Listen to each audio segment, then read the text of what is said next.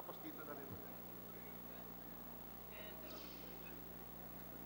Tapos screen share dito rin.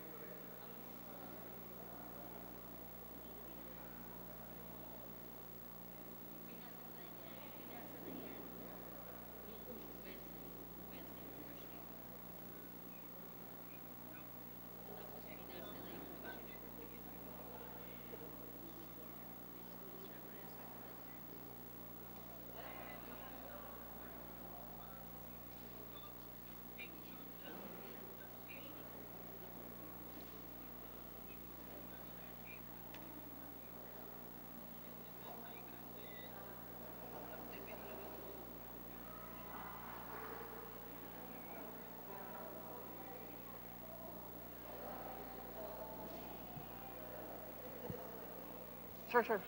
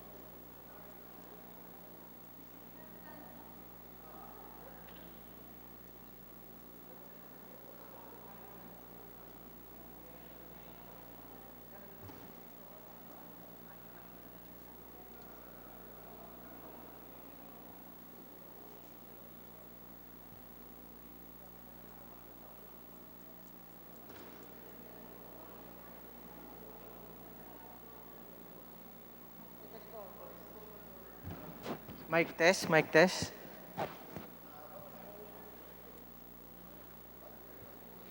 Hello? Mic test.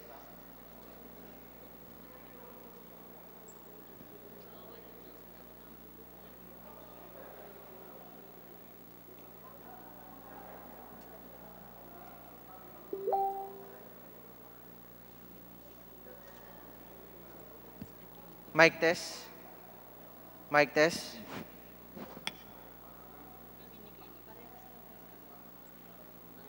I-more mo nga, pare. Nvidia kaya. Mic test. Yung Nvidia, pare.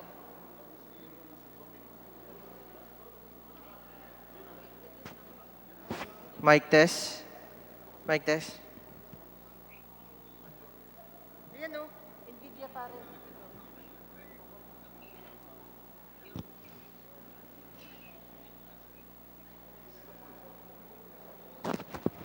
Mic test.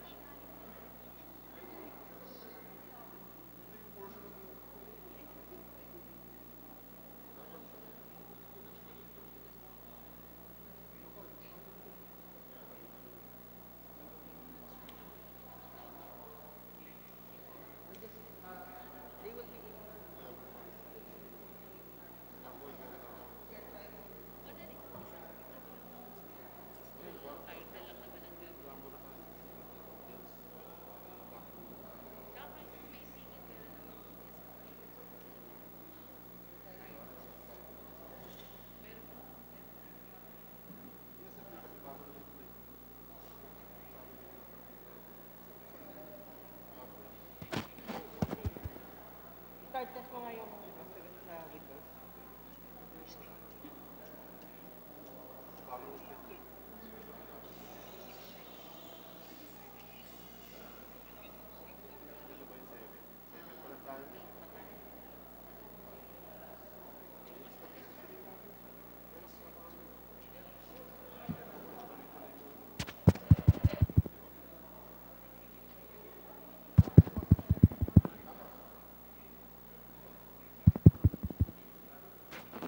Test. Zed, balik mo dun sa mic.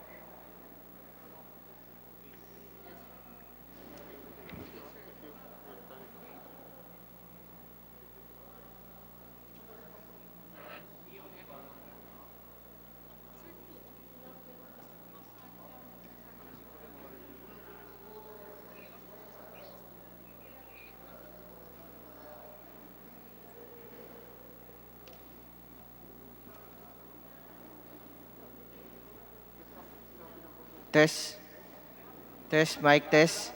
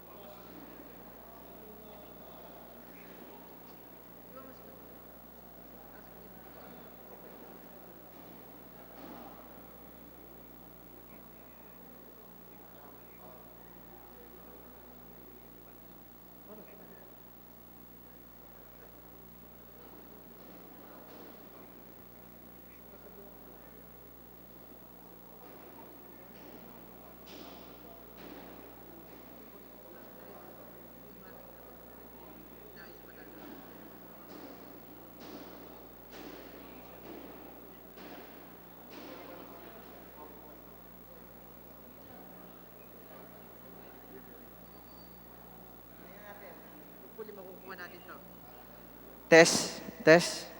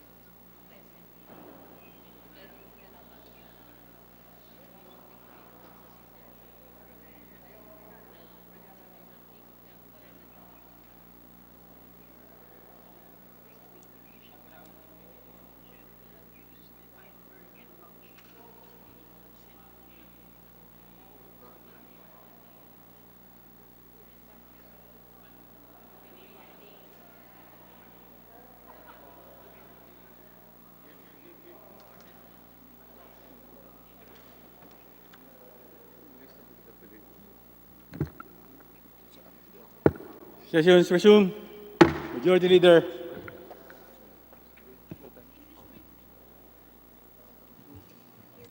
Mr. Speaker, I move that we now consider on second reading House Bill number 7727 under Committee Report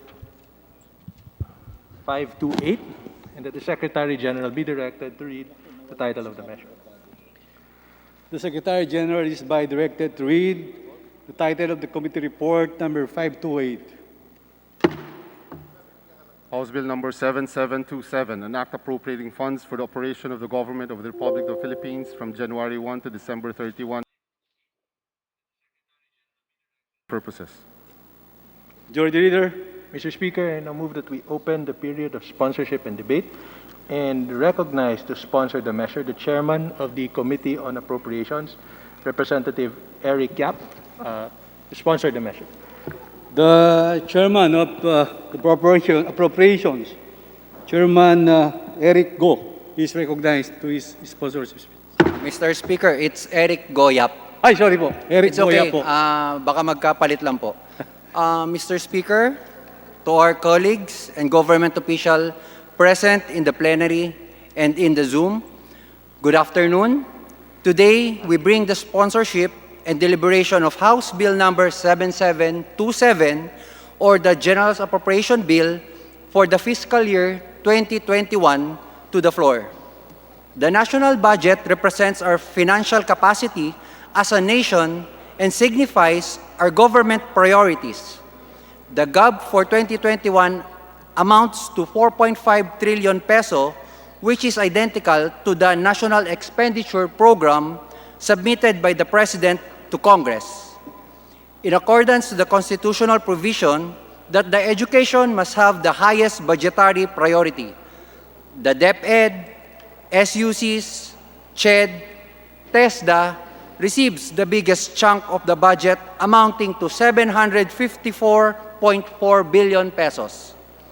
We stand along with the budget philosophy of this administration that more than our priorities, the pandemic on the health and economy, and fully recover from the current and continuing impact of this crisis. The pandemic curved the opportunities for socio-economic growth and development.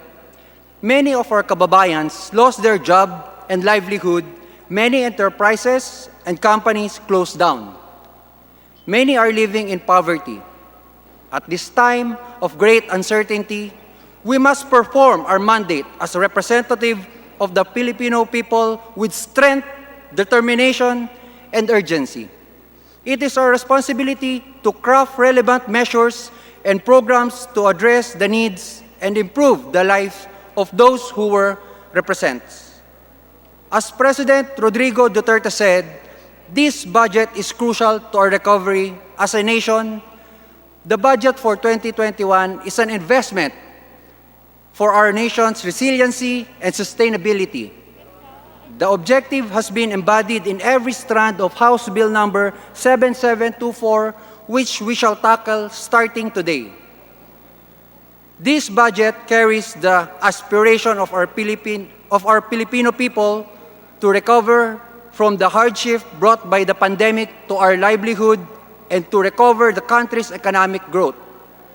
This budget assures our people that social service for the poorest and the poor will be delivered and uplift the living condition of our Filipino people as a foundation of humane society.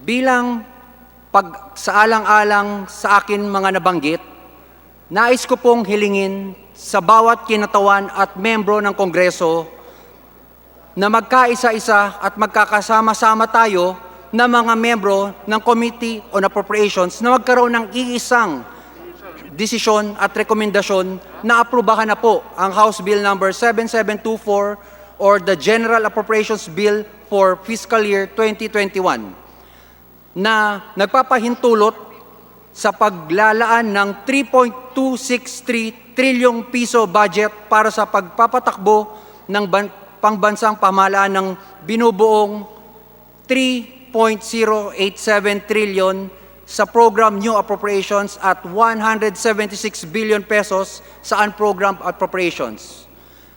We seek your support, cooperation, and professionalism in these days ahead so we can pass the budget on time. The timely passage of General Appropriations Bill will ensure that our government, through its program and project, will be able to rebound, reset, and recover our lost momentum. This impact of the pandemic from COVID-19 to our country, our economy, and our people. Mga kasama ko sa Kongreso, Mr. Speaker, yun lang po ang aking kahilingan na tayo po ay magkaisa-isa sa pagpapasa netong budget na to. Etong budget na to po ay hindi lang po para sa atin dito sa Kongreso, kung hindi po sa maliliit, pinakamahihirap po na Pilipino. Alalahanin po natin na ngayon may pandemic po, higit sa lahat, ito po ang pinaka-importanteng budget na maipapasa natin sa history po ng Kongreso. Kung maipapasa po natin itong budget na to, at tayo po ay magkakasundo-sundo dito sa Kongreso, maibabalik po natin ang sigla ng ating bayan. Muli po, Mr. Speaker, magandang hapon po at maraming salamat po sa inyong lahat. Thank you, Mr. Chairman. Majority Leader.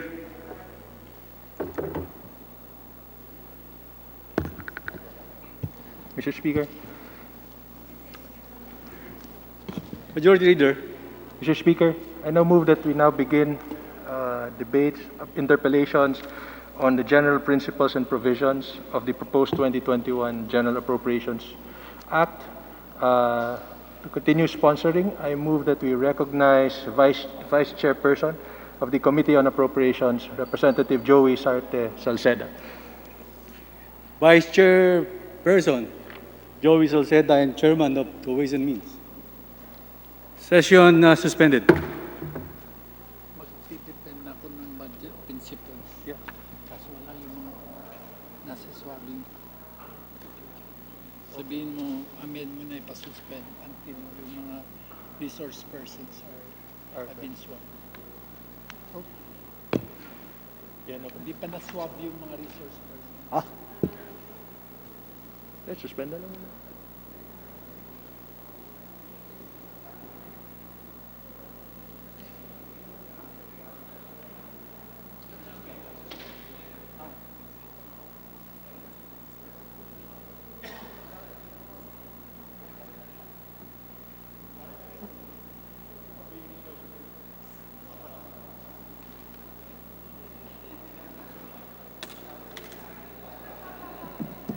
Sino ba?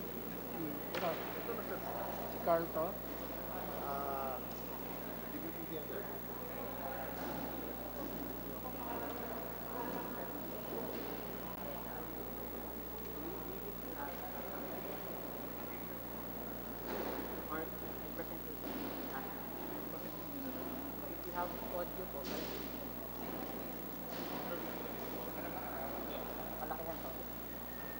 Ben.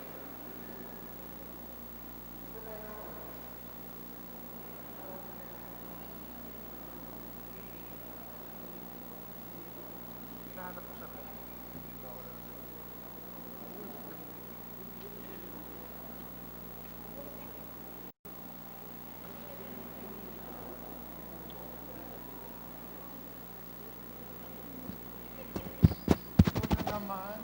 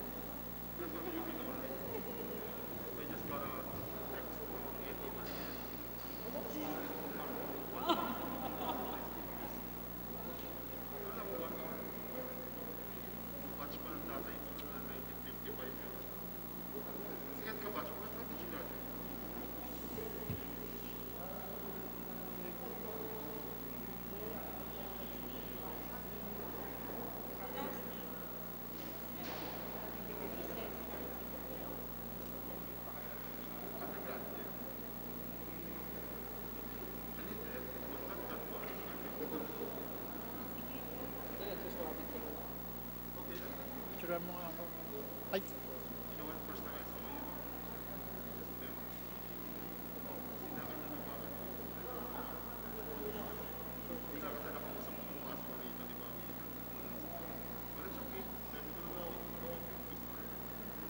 Thank you.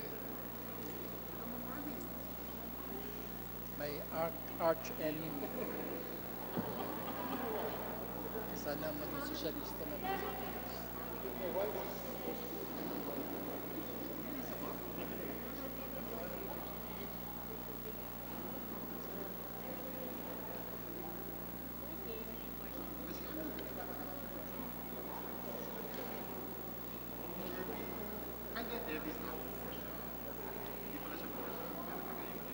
Eh kung utang dito. Bakit nahuhulog?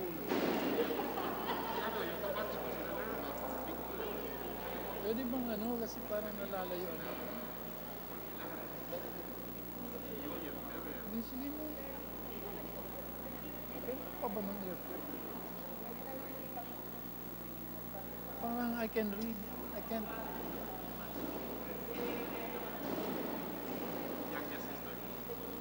Dito lang. Far-sighted ako eh. Yeah, but not the complete body.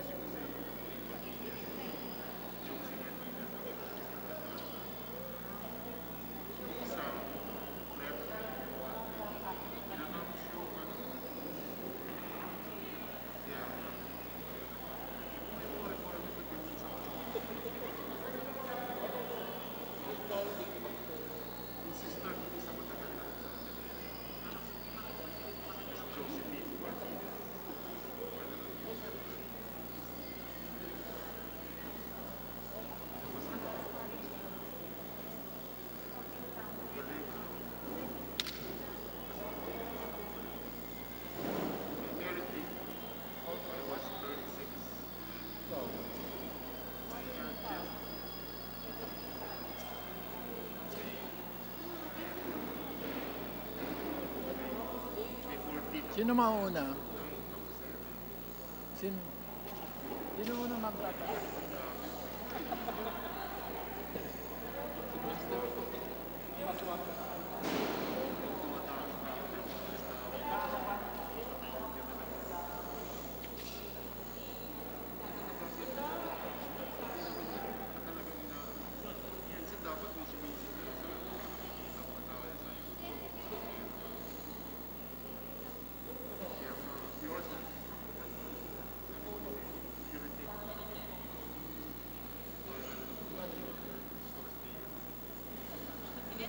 Okay na.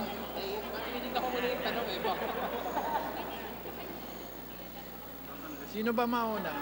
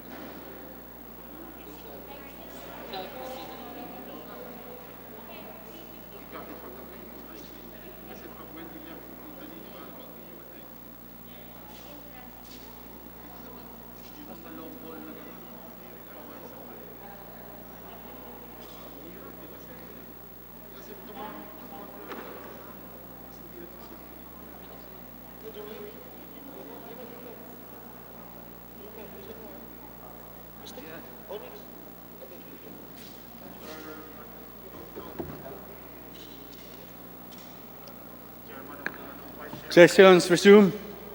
Majority Leader. Mr. Speaker, we reiterate our motion to have the Vice Chairperson of the Committee on Appropriations, Representative Joey Sarta Salceda, be recognized to sponsor the general principles and provisions of House Bill number 7727.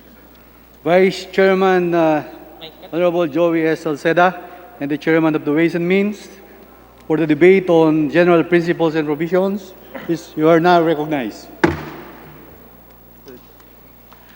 Mr. Speaker, the first of our colleagues who wishes to interpolate our distinguished sponsor is Representative Stella Luz Kimbo of the 2nd District of Marikina City. I move that she be recognized.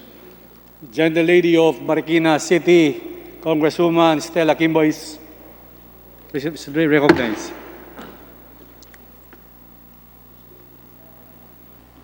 Next na.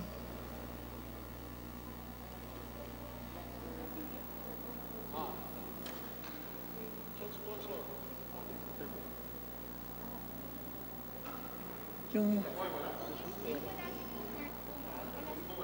Congresswoman Kimbo,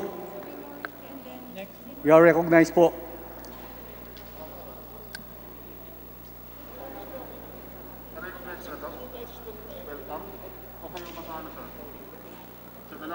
Before we recognize the honorable people, let me first recognize the guests from the Kenya.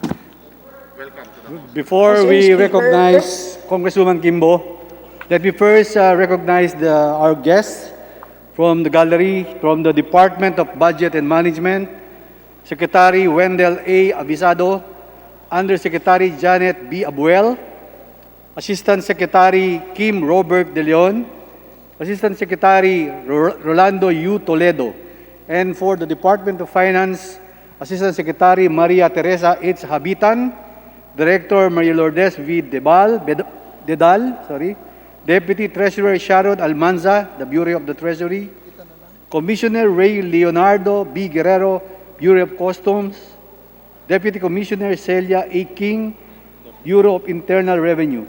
For the National Economic and Development Authority, the NEDA, Acting Secretary Carl Kendrick T. Chua, Assistant Secretary Roderick Planta, and for the Bangko Sentral ng Pilipinas, the BSP, Deputy Governor Francisco G. Daquila Jr. and Director Veronica Bayangos. Majority, welcome to the House of Representatives. Majority Leader. You may now proceed, Congresswoman Kimbo. Thank you, Mr. Speaker. Mr. Speaker, will the good sponsor, the brilliant gentleman from the province of Albay, yield to some questions? certainly to my partner. Mr. Speaker, during the recent budget briefing, the DBCC reported the economic assumptions that were used for the proposed 2021 budget at kasama na po dito yung pagliit po ng GDP by 4.5 to 6.6%. Pati na rin po ang target growth rate of 6.5 to 7.5% in 2021, which means po, Mr. Speaker, that the DBCC expects that the economy will return to the pre-pandemic GDP levels by the end of 2021. But recently, Mr. Speaker, a number of think tanks have predicted a deeper contraction for 2020. Halimbawa po, yung S&P Global Ratings expects the Philippine economy to shrink by 9.5% this year. So that will make us the worst performer in Southeast Asia. And this is reportedly due to the stubbornly high COVID-19 infections and low fiscal support. And this morning po, sa news reports, the BSP also expects more layoffs will happen in the fourth quarter of this year. So Mr. Speaker, ang una kong tanong, Mr. Sponsor, do you think that there's a need to make adjustments on the proposed budget, at least in terms of the items that directly impact the speed of economic recovery? Halimbawa po, Mr. Sponsor, sapat na ba ang health interventions para bumaba na ang new infections kada araw? Kailangan bang dagdagan ang ayuda sa mga MSMEs sa critically impacted industries? Or kailangan bang dagdagan ang tulong sa nawalan ng trabaho? Hindi kaya dagdagan ng ayuda sa mga may COVID para mas masigurado na magpapa-isolate sila kung kailangan nilang magpa-isolate. So yun po ang unang katanungan po, Mr. Sponsor. Do we need to make adjustments considering the more pessimistic economic outlook po for 2020? Sa pananaw ko po, sapat na po yung kinakailangan pong suporta ng national budget bilang instrumento ng national policy at bilang instrumento ng pagpapalago ng ekonomiya. So, sa aggregate po, pag tiningnan po natin na yung paglago po ng 9.9% mismo ng budget ay makakatulong na at depende na rin po kung saan mo nilagay. Nilalagay po natin halos 50% ang paglago 15% paglago po sa infrastruktura. Halos 100% po ang paglago po ng transportation. Alam naman po natin kung alin po talaga ang may pinakamataas na multiplier. So pag ginamitan mo po ng multiplier, yung mga elemento po ng budget na pinalaki o binigyan po ng diin, sa pananaw ko po na yung 6.5 to 7.5, assuming there will be no global, assuming that the exogenous factor will remain as they are right now, I think the 6.5 to 7.5 is a very reasonable estimate, a reasonable assumption for the 2021 budget. Salamat po. And Mr. Speaker, ginoong sponsor, magkano po ba ang total amount which is going to be considered or which we can consider as spending for economic stimulus within the GAB 2021? At sana po wag na natin isama po yung halimbawa 1.1 trillion na matagal na po natin plinano for infrastructure. So magkano po yung kumbaga incremental na gagastusin natin sa 2021 for purposes of economic stimulus? May estimate po ba niyan? Halimbawa last year, yung budget natin sa DP, 580. Pero nabawasan po yun ng 140. So yun po ay naging 440. Pero this year po, yung DP po ay naging 667. Ang ibig sabihin, tumaas po ng 50% o na cost-to-cost basis yung mismong paglago po. So merong kakagad po doon ng halos 280 billion. May isa pa po doon sa railways na dati katiting lang ang ating gastos. Ngayon paggagastos natin for the first time in the history of the Philippines, 103 billion. So meron ka na po dyan ng halos 400 billion. Pero hindi lang naman po kasi gobyerno. Ang role po ng gobyerno ay enabler din. Kung titisin mo dapat sa loob po ng konteksto nung pangkalahatan pong estratehiya, halimbawa po, yung create, kung ma-aproba natin next week, sa tingin ko, Madam Your Honor, that create in itself all the structural reform, if we could approve the Public Services Act, the Foreign Investments Act, and the Retail Trade Liberalization Act, private investments would actually outstrip the 450 billion incremental public investments. Ang meron lang po talaga na public investment is that it has a higher multiplier and it is the one that enables the private investments. So, from the total perspective, ako kaya, Madam Speaker, siyempre bilang galing dyan sa mga nasabi mong mga analyst na mga ibang brokerage houses o research houses, lagi ko naman po silang kinakausap at kausap. At lagi ko nababanggit sa kanila na sa dinami-dami po ng interest, dahil po inaprobahan natin yung sitira, January 23, 2018. So halos magtatatlong taon na po na nagkaroon po ng wag muna papasok ng Pilipinas kasi hindi pa sigurado. Subalit, pag sigurado ka na kung ano napapasukan mo, sa akin pong sariling estimate, hindi po bababa ng $6 billion ang pwedeng ipasok po na private foreign direct investment kung ang create po ay ating pong maaprubahan. Yan ay sarili ko rin pong judgment. So that's judgment against judgment. Salamat po, Mr. Speaker. Ako naman po ay gagawa din ng judgment. Bukod po sa infrastructure, tinignan ko po ang mga budget items dito po sa GAB 2021 na sa tingin ko po ay related po sa economic stimulus. So kasama po dito ang 13 billion na nilaan ng DOH para sa COVID response. Kasama dito ang nilaan ng DepEd para sa flexible learning at sa kanilang computerization. Pati na rin ang credit programs ng DA, pati na rin po ang TUPAD, pati na rin ng iba pang emergency employment programs ng DOLE. Isama na rin natin ang 3.8 billion na nilaan po para sa MSME loan programs ng DTI, pati na rin ng Convergence Program for Tourism Development na umaabot po ng 35.7 billion.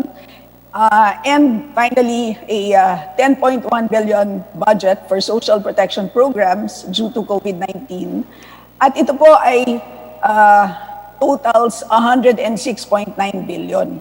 So yan po ang nakita po pong mga items over and above ito pong infrastructure na matagal na rin natin plinano. So ang tanong ko, Mr. Speaker, ito po bang 106.9 billion, ito po ba ay sapat na kaya para tayo ay makabalik sa pre-pandemic GDP levels by the end of 2021?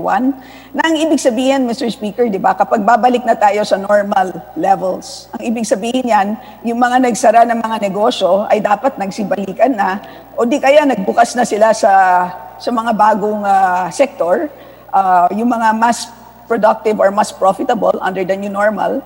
So ano kaya ang plano natin para sa 26% na mga negosyo na Sa 450 billion na sinasabi ko na tumaas ang ating pong investment doon po sa infrastructure. Itong 106 billion patungkol po sa social. Kasi pag titingnan, ano ba talaga ginagawa ng gobyerno? Unang-una, mag-gobyerno. So, rule of law. Pangalawa, pangati ng mahirap. Social services. Pangatlo, palaguin ang ekonomiya para masustain ang ating po. So kung yung 106 billion ay from an incremental basis, it may look not as big. Hindi ko kasing laki ng pangkalahatang pangangailangan, lalong-lalo na sa alam natin na pagbagsak po ng employment level, pagtaas ng underemployment. Subalit, marami pa po tayo na mapagkukunan po ng mga stimulus. Halimbawa, kasi nahalo po yung health as a pandemic tool and the anti-pandemic tool and the other social services with respect to providing safety net to those impacted. Doon lang muna po ako sa pangalawa. Alam niyo po, marami pa po tayong mga ibang mga reforma na magbibigay po ng stimulus. Tayong dalawa ay pinaghirapan po natin yung ARISE at alam naman po natin na yung nilagay natin 75 billion doon po sa tinatawag na ngayong guide ay yung po na ngayon po ay naging Bayanihan 2. Yung po ay magti-trigger ng 677 credit stimulus. So, sa loob po ng sistemang kapitalismo na kung saan tayo napapaloob, yung pagbibigay ng garantiya ng gobyerno, yung intervention ng ating pong monetary authorities ay hindi lang po ang budget ang siyang is not the only source of stimulus in order to provide support, especially sa sinasabi nating one, yung na nawala ng trabaho, lalong-lalo na po yung mga SMEs. Pero pagdating naman po dun sa health yung health investments, unang-una, umangat po yung health natin, stripping out PhilHealth. We went up from 100 billion to 131.7 billion. And much of that is really for human resource for health. Yan po, hindi katulad dati na minimix natin yung PhilHealth at saka yung DOH para magmukhang malaki. Ngayon, kita mo na umangat po ng malaki. So, meron po tayong, at saka po yung mga spillover, karamihan po na mga remdesivir, lalong-lalo na pagdating po sa therapeutics, pagdating po sa mga kinakailangan po sa quarantine facilities, kailangan po natin para sa tracing, kailangan po natin, yun po ay, so we need to look at it as a continuum.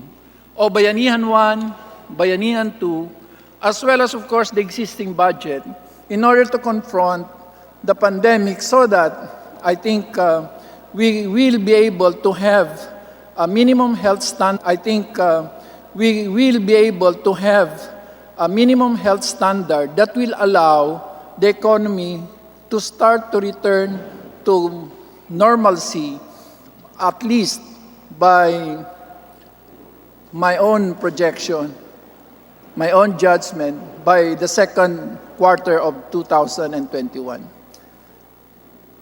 Salamat po, Mr. Speaker. Siguro diretsuhin ko na ang aking partner in economics, no? So, Mr. Sponsor. So in other words po, sang-ayon kayo na parang kailangan pa natin ng iba pang Instruments. legislative efforts para madagdagan ng economic stimulus na kinakailangan talaga natin ngayon ng pandemya. Opo, kasi Kailangan natin ng Bayanihan 3, Mr. Sponsor.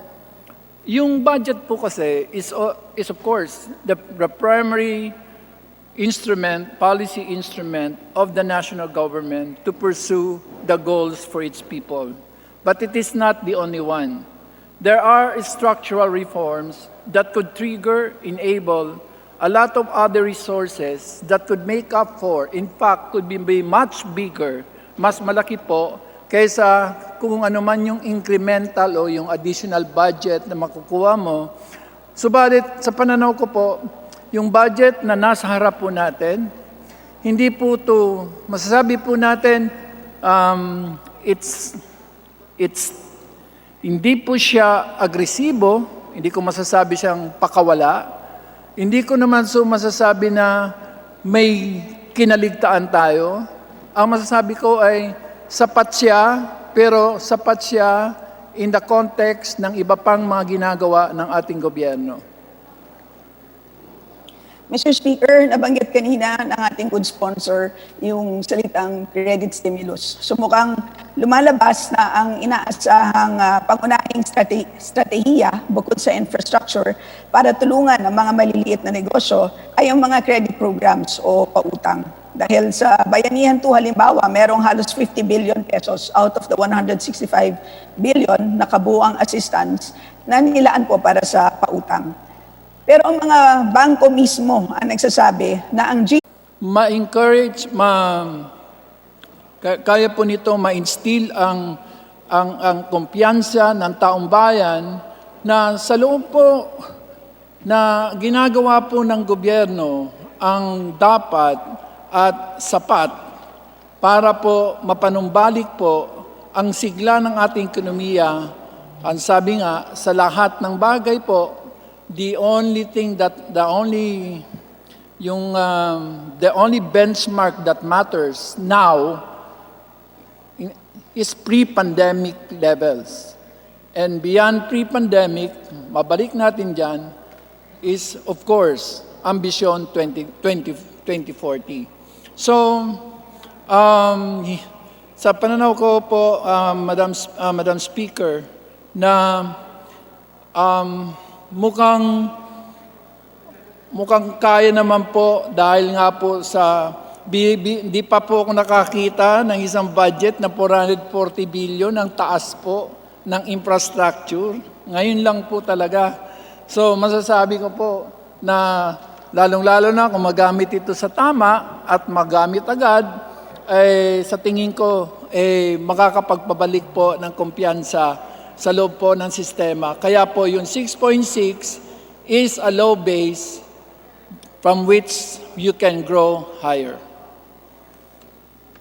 Mr. Speaker, I cannot agree with the good sponsor more pagdating po sa kanyang statement na ang key sa lahat ay confidence. Pero sana naman po ay we make an extra effort para po sa financial inclusion ng ating mga MSMEs. At mismong ang sponsor po natin, ang siya pong nag-advocate po na dagdagan dapat ang credit mediation services. Nang sa ganon ay magkaroon ng access to banks ang ating MSMEs. Ngayon naman po ang ating next question, tamang-tama naman po dahil ang ating good sponsor ay eksperto po sa pagdating sa tax. So ang tanong ko po, Mr. Speaker, sa maraming bansa, ang tax relief ang isa sa pinakamahalagang economic stimulus measures. Or at the very least, ipinapagpaliban muna ang pagtaas po ng taxes.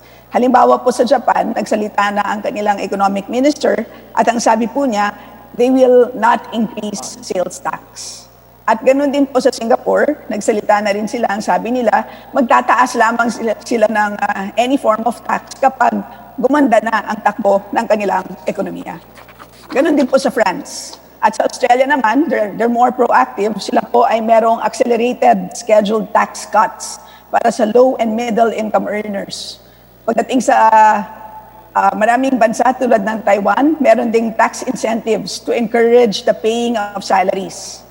So, marami pong mga tax relief measures. Kaya ang tanong ko po, Mr. Speaker, Mr. Sponsor, maliban po sa CREATE na nabanggit niyo na po kanina, and this reduces corporate income taxes. At ito naman din ay naplano na bago nangyari po ang COVID. So may plano ba tayong mga dagdag po na tax relief measures as a way to stimulate the economy, Mr. Speaker? Unang-una, ang importante po ay buhayin natin ang ekonomiya. Para mabuhay ang ekonomiya, kailangan po ng resources. At ang resources po ay hindi libre, hindi napupulot sa kalsada. So sa kamatuwid, kailangan mo po itong hiramin. So darating po ang panahon na kailangan natin itong bayaran. Ang patakaran po ng gobyerno sa ngayon, wala hong bagong taxes na mai-implement between now and 2022. Pero hindi ibig sabihin na hindi natin pwedeng aprubahan ang mga buwis na pwedeng magbibigay po ng armas kasi kailangan din natin ipaghandaan na yung susunod na gobyerno, siya po ang haharap sa lahat po ng mga napakalalaking gastos, sa laki ng nawala, trilyon-trilyon na nawala po na revenues, saan po natin pupulutin? In short, I think the policy predisposition is really not to impose new taxes or to collect or exact new taxes, but merely to defer these taxes to a certain sa isang panahon po na unang-una, piling-pili po yan dahil ako po ang chairman ng Committee on Ways and Means. Para lang naman po sa kaalaman ng lahat, although mahaba po ang mga sagot ko, kami po ay sumusunod sa 5 napakahalagang bagay bago po kami mag-approve. Unang-una, sino ba tatamaan? Ginagamitan ng FIES. Pangalawa, makakadulot ng maganda ba ito? Ginagamitan po ng Dynamic Stochastic General Equilibrium. Pangatlo, ano ba yung cost at benefits nito? Pang-apat, ano ba ang ginagawa ng ibang countries patungkol sa produktong to? So, hindi yung bara-bara. Kaya ako bilang chairman, I can speak perhaps for my committee, that we have virtually approved most of the taxes, but I guess as a policy advice to the government, perhaps ilalagay po doon na the implementation shall be effective on July 1, 2022, to give the next president the wherewithal with which to pursue his dreams for this country. So, I think it's very clear. New tax, there will be no new, wala akong bagong buwis na sisingilin, pero meron po tayong aaprubahan dahil moral duty ng Kongreso ito sa future generation and the future of this nation state that we should put, dahil magkano na ba ang mga pinag-uutang natin? Sangkatutak na. Darating po ang panahon, kailangan bayaran mo yan. So kailangan piliin mo. Dapat yung hindi nakakasakit sa mahirap, dapat yung nakakapagdulot po ng benepisyo at hindi po gastos.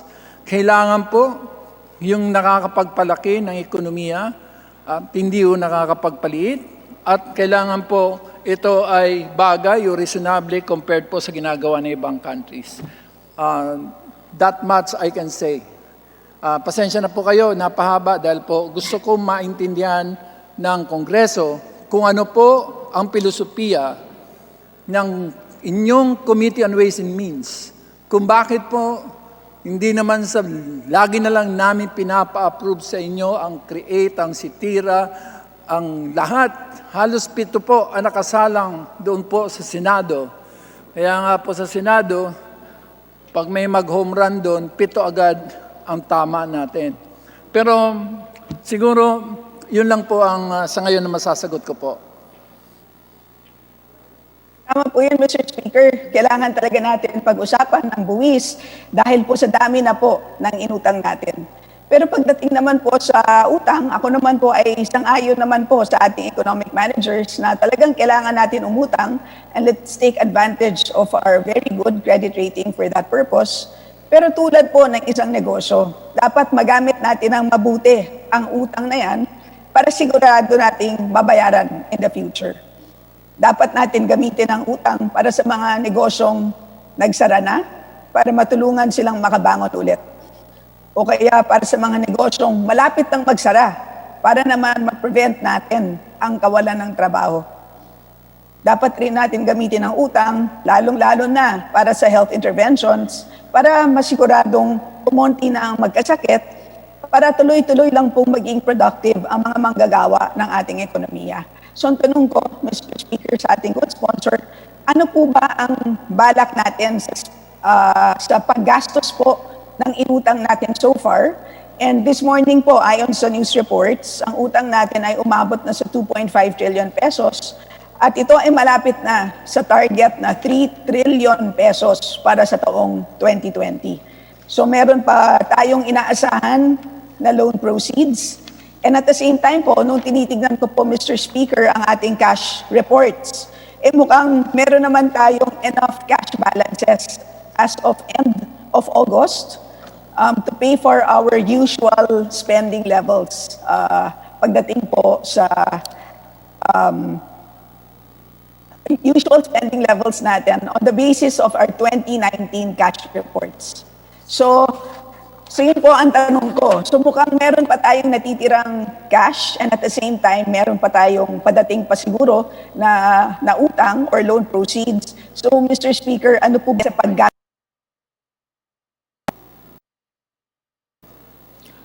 I will on for 1 billion expenditure authorization in the 2020 budget.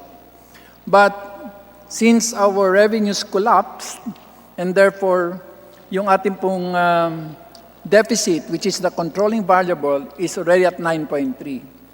Now, I think meron naman po tayo reasonableng basihan kung paano tayo mangutang, kung ang ginagawa po ng Pilipinas, hindi po tayo pwede maging ugly duckling. Hindi rin tayo pwede maging yung pinakamagandang swan. Ang gusto natin na tayo ay nasa gitna para po yung ating pong hindi naman credit rating ang pinaka-importanting bagay, kundi ito po ay isang sinyal kung ano ang masasabi nating tama o sapat, tama at reasonable na bagay. So, tanong mo kanina, may pera ba? Meron. Makakautang ba? Makakautang. Pero okay ba na mag 12% budget deficit tayo? Yun ang judgment call. Ang judgment call po ng Administrasyong Duterte na tama na tayo ay mag-stick sa 9.3% kasi hindi natin alam na kung humaba pa to, baka wala na tayong magamit na pantustos upang labanan po ang pandemic at ang mga economic impact nito, lalong-lalo na sa mga mahihirap.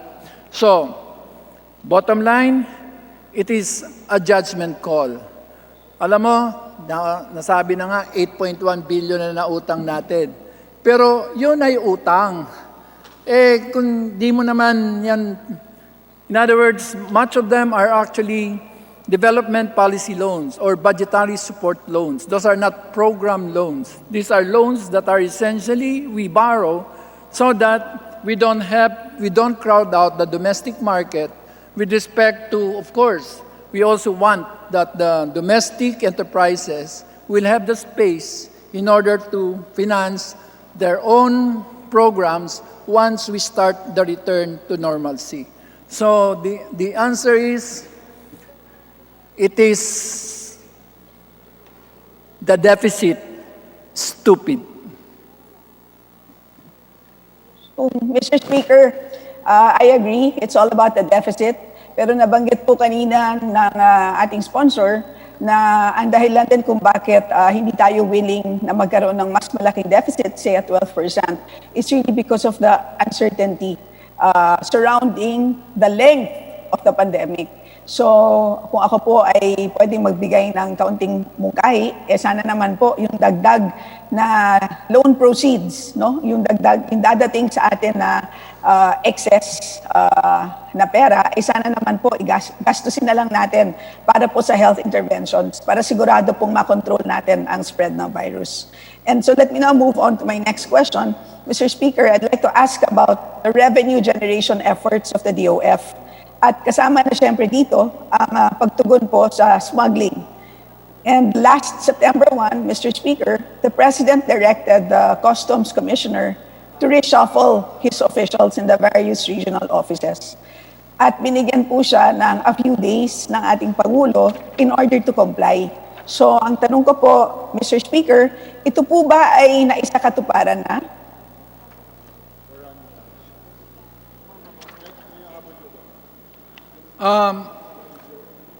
Lagi tayong magkasama. Halos wala o tayong meeting na hindi natin kinakalkal ang operasyon ng customs. At isa pong karangalan po ng Committee on Ways and Means na marami po tayo napilit na magbayad ng dagdag dahil po sa mga ginagawa po natin. Sangayon po ako sa sinabi nyo na kung meron tayong katiting pa, halimbawa, sa ngayon po, ang steady state po natin is 9.1% GDP, 9.1% deficit to GDP.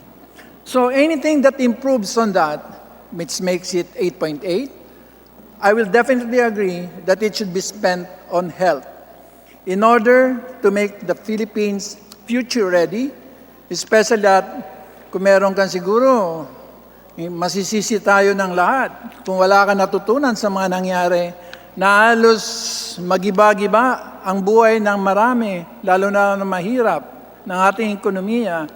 Tapos hindi mo paggagawin kung anong mga bagay para po mapasiguro na sa susunod.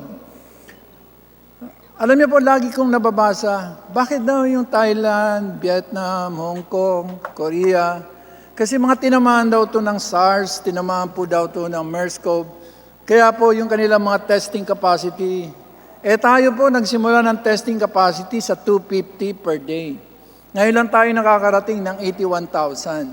So ibig kong sabihin, Your Honor, na kung meron man po na makakapagpababa ng deficit from 9.1, not because of expenditure reduction, but because of improved collection efficiency, I think the best, the optimal use is for future-proofing the Philippine health system. Ating kagalang-galang na sponsor, pagdating po sa patuloy po na peso appreciation.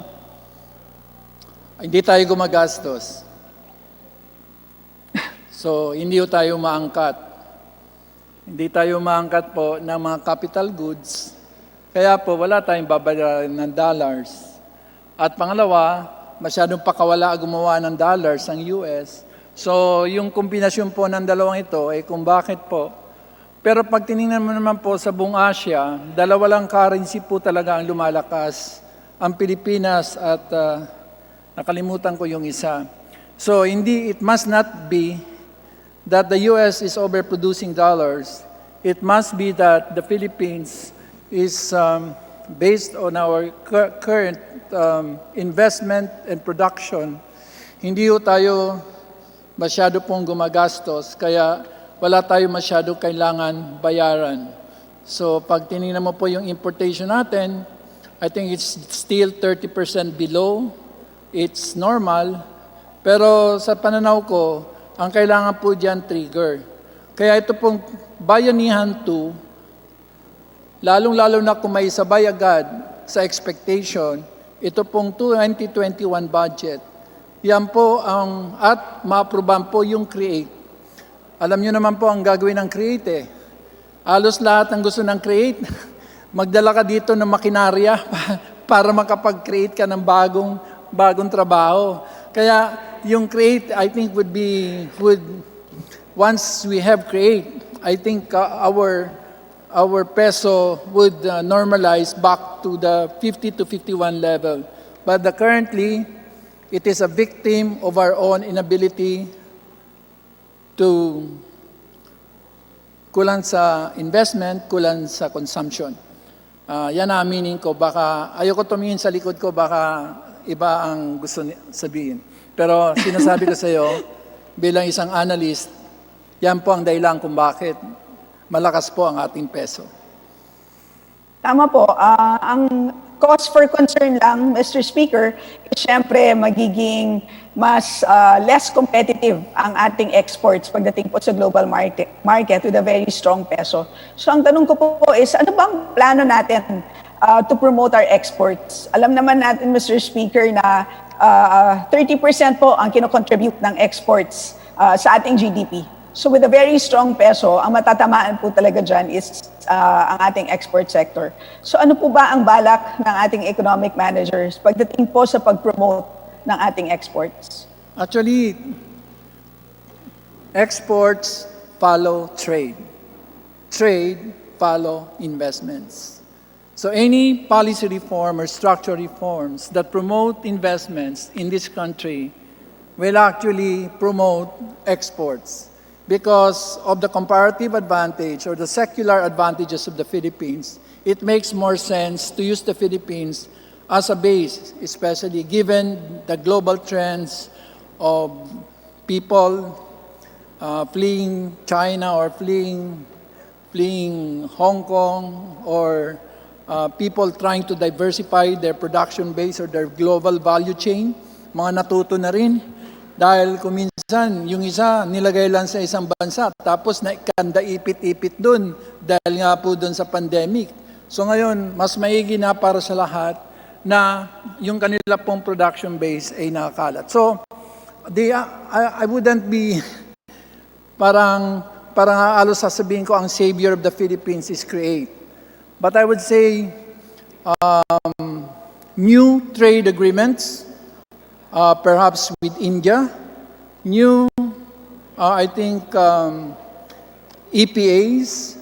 I think we can, yung ating EPA sa Japan, perhaps even with the US. I think we should go more than the usual menu wherein you depend on all these numerical or quantitative incentives, but rather go more forward by establishing better trade relations and investment relations with other growing countries.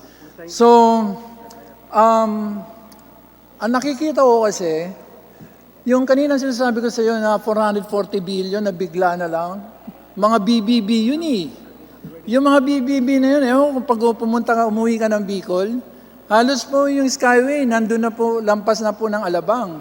Pag pumunta ka po dun sa norte, so, para sa akin po, yung kang kailangan po siguro ng Pilipinas, because now we're investing in infrastructure, is ease of doing business, which means really reducing business registration to only 1 day, or making sure that the delivery of services to the people are cut down to less, that all these other registrations. So, sa pananaw ko, ma'am, it's beyond incentives. It's about having trade relationship. It's about having the necessary infrastructure. Kung gusto mo pandagdagan, siguro sa internet, mukhang nararamdaman ko, mukhang bibilis na. At siguro pagdating po, isa na lang natitira, presyo ng kuryente. Yan ang hindi ko alam kung anong sagot. With all due respect, Mr. Speaker, ako naman po, it's all about incentives. Sana naman po kung maging batas nga ang create, sana naman po sa pag-rationalize ng incentives ay talagang yan po will be tilted in favor of our export-oriented industries. Ang next ko na tanong po, Mr. Speaker, ay malapit po sa puso ng ating kagalang-galang na sponsor. Ito po yung kanyang House Bill 79. Ito po yung NEDA Bill. Ito po yung panukalang batas na nagsasaad po na magiging department na po ang NEDA. At dito po sa bill na to, NEDA is institutionalized as an independent economic and planning agency. So gusto ko pong malaman, Mr. Speaker, ano po ba ang official na posisyon ng ating DBCC dito po sa NEDA bill na to? I think the official position is, especially in times such as this, what you need more is coordination. What you need more is people interdependence rather than independence. So to the extent, Your Honor, given the spatio-temporal context within which such a proposal, even if it's in the Constitution, although I was the one who filed it and got it approved in the previous Congress, I would understand why there would be not hesitation, but rather diminution of interest in making NEDA an independent planning agency of the state. Pero sa ngayon po, sa pananaw ko po, lalo-lalo sa panahon ng pandemya, mas kailangan natin ng isang NEDA, DOF, DBM, at lahat po ng mga economic agencies ay sila po ay interdependent at sila po ay coordinated.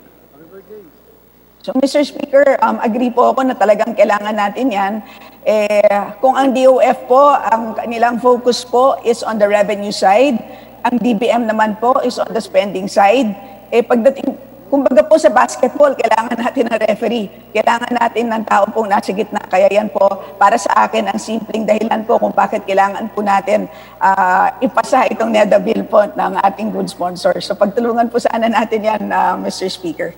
Anyway po, for my last set of questions, ang tanong ko po, Mr. Sponsor, is ano po ba ang estimate ng ating economic managers pagdating po sa poverty incidents? So prior to the pandemic, we were doing very well pagdating sa poverty incidents. Ang ating incidents ay bumaba from 23.5% in 2015 to an all-time low of 16.7% in 2018. Pero sa ngayon po, dahil sa dami po na nawalan ng trabaho, inaasahan natin baka tumaas po yan. So ano po ang forecast po ng NEDA pagdating po sa poverty? Kailan FIES year? Hindi ko sinasabi maswerte sila, ha? Pero ang FIES year 2021. So, meron mo silang 2 semester para habulin yon.